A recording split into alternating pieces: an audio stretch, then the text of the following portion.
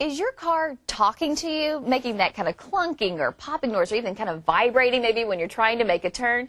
It's time to see an auto guy. We've got our own auto guy, Brian Bowersock from West Escondido Auto here to let you know how much it's going to cost you, because it sounds like it sure is if it's making noises like that.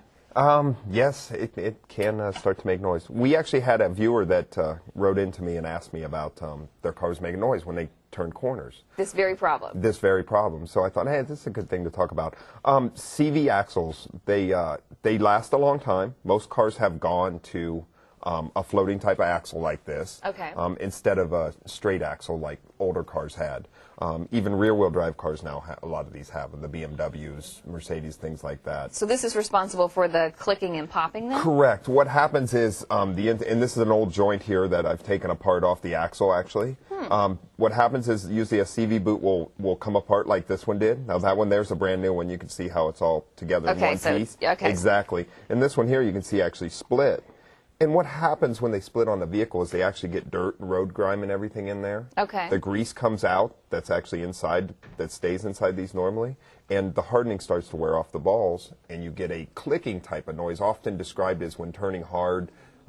Sounds like a roller coaster going up when click, click, click, click, click up the hill. Okay. And that's the type of noise you get out of them. Now, is this something that you have to watch out for like every 10 or 50,000 miles, or is it just kind of a weird thing that happens now and Really, then? the only maintenance should be when your vehicle's being serviced. Who's ever servicing your vehicle, and we typically check this, we look to make sure the boots are not cracked or have a hole in them and are not leaking any grease out of them. So the information up on the screen there, so people should go in and have them inspected regularly. That way you can keep on top of it before it splits like this. Correct. Very easy to do while the car's on a hoist, having the oil changed or whatever. And so if they recommend having it replaced, just go ahead and do it.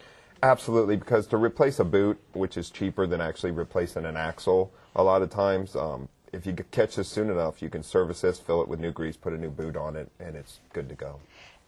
You know, like so many of us, we procrastinate. So if you're hearing that clicking and popping noise, is there any danger if you let it go on for a while before you head in? What will happen eventually, and it takes a while, actually the center of this will fail and the car stops moving then. So it actually will break. They come apart and then you have no drive to the wheels, therefore you go nowhere.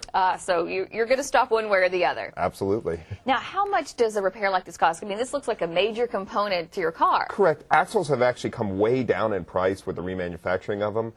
So to have one installed between $250 with the part and labor and everything like that. So it's not really cheap, but it's not really expensive. It used to be a lot more. Not nearly as bad as you might think. Correct. And so the viewer that wrote in, was she having the vibrating or the actual noise? She was actually having the noise when she turns. Now, some other signs, when an inner joint wears out, you can often get a vibration or a popping noise on acceleration.